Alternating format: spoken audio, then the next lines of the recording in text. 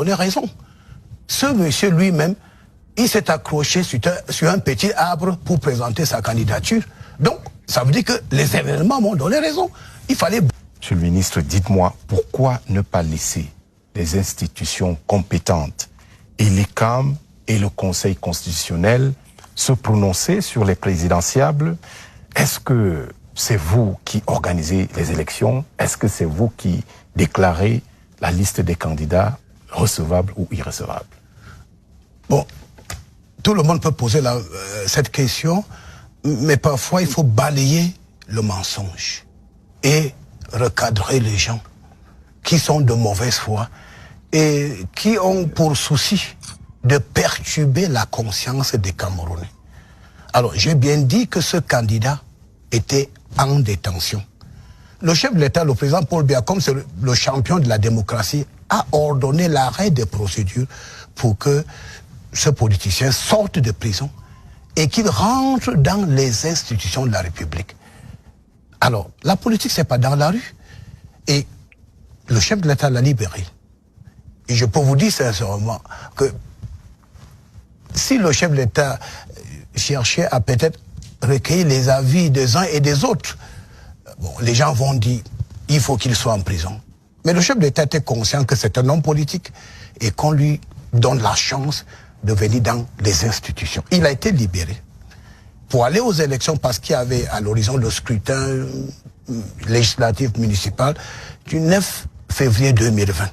Alors, il a été même accompagné par les autorités administratives. Donc j'ai dû parfois garder les préfets, les sous-préfets pour aider les militants de ce parti à constituer les dossiers. Il y en avait qui ne savaient même pas comment constituer les dossiers pour aller à une élection. Et nous avons fait notre travail. À notre grande surprise, lui-même, il décide qu'il ne va pas aller aux élections. Et il tient un point de presse où il dit « Je suis pleinement conscient que faute de prendre part à ce scrutin, mon parti ne peut pas présenter de candidat à l'élection présidentielle. » Alors à ce niveau-là, je crois qu'il a été clair. Donc, quand je commence la conférence du gouverneur, je fais diffuser ses propres propos pour clore le débat. Mais ce monsieur était le début et la fin de son propre problème en disant que pour avoir boycotté, moi, je ne prends pas parti aux élections. Donc, pour balayer ces thèses complotistes et conspirationnistes de ceux qui veulent perturber l'ordre public et qui laissaient entendre que malgré le boycott, ce parti peut aller à l'élection présidentielle. Je suis quand même le ministre qui agrée les partis politiques. Je connais la législation. Je peux parler d'autorité. Alors donc je dis, je parle d'autorité. Ce parti politique qui a boycotté le double scrutin ne présentera pas de candidat. Mais toutefois... Mais ce serait bien si c'est l'ICAM ou le Conseil constitutionnel qui se prononce en dernier ressort qui tenait ce discours-là. Pourquoi vous n'attendez pas? Les événements... Vous ne faites pas confiance en l'ICAM et au Conseil constitutionnel? J'ai fait confiance, mais les événements m'ont donné raison. Ce monsieur lui-même, il s'est accroché sur un petit arbre pour présenter sa candidature. Donc, ça veut dire que les événements m'ont donné raison. Il fallait balayer le mensonge et la manipulation. C'était ça le rôle. Puisque vous laissez les gens rêver et on monte les gens en disant que je veux présenter un candidat.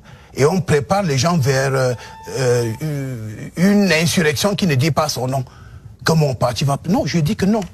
Il ne doit pas vous tromper. Et c'est un homme de droit. Et je m'adresse à lui. Et à la fin de mon propos, qu'est-ce qu'il a fait? Il allait s'accrocher quelque part. Et la vérité a triomphé.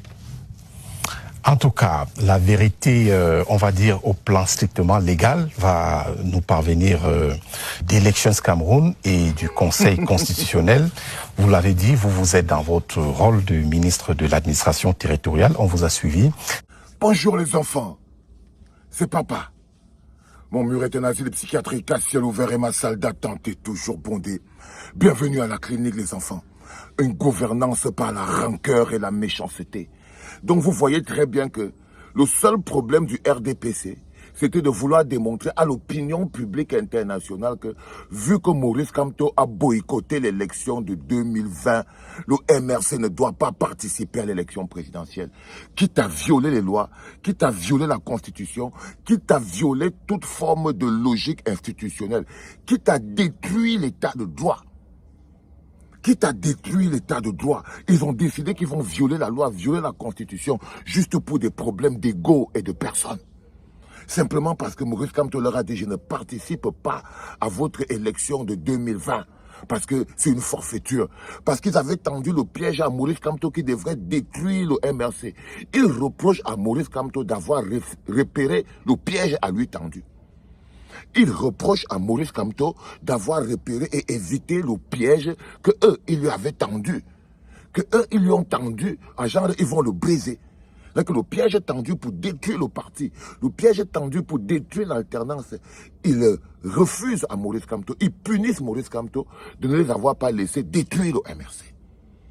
Et leur rage et la rancune est tellement grande parce que la gouvernance par la rancune est comme la gouvernance par la brimade.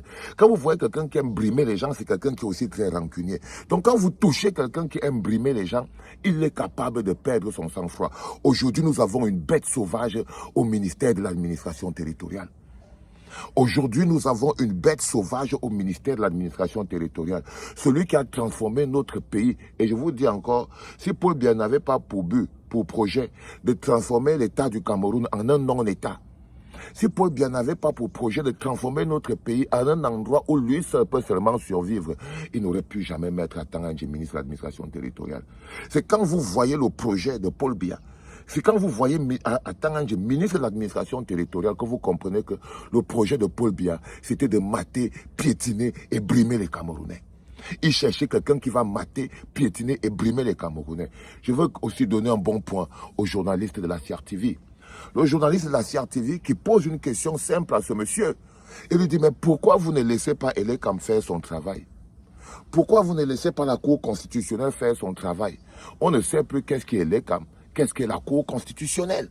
Le journaliste lui pose la question. Et lui, il amène le journaliste dans un non-État. Il amène le journaliste dans une perception d'un Cameroun qui n'existe que dans sa tête.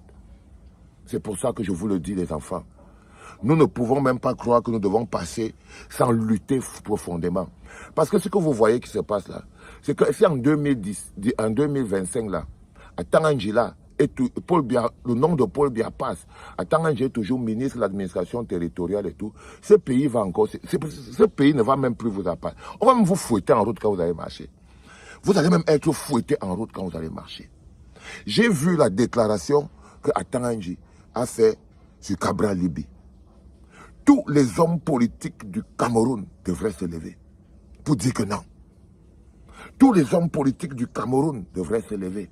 Et ça va être le sujet de mon d'un de mes podcasts tout à l'heure, parce qu'il est important que vous compreniez que quelqu'un qui détruit, il ne fait pas que détruire la politique, il détruit le pays. Il détruit le pays.